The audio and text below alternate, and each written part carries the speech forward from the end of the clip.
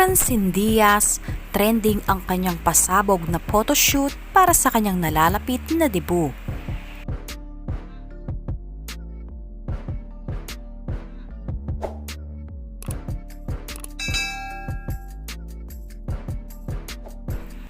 Hindi makaget over ang mga netizens sa pasabog ni Francine Diaz sa kanyang malanghel na photoshoot para sa kanyang nalalapit na debut.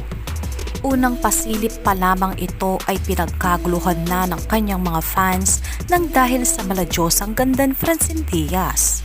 Trending na trending ang Francine in Dreamland simula kagabi at pati na rin ang Francine Diaz. At ngayong umaga naman ay top trending ang Francine aming paraluman. Ilang araw na lamang at siya'y magiging ganap na dalaga na si Francine Diaz at maraming excited na nag-aabang kung ano ang magiging ganap sa nalalapit niyang debut.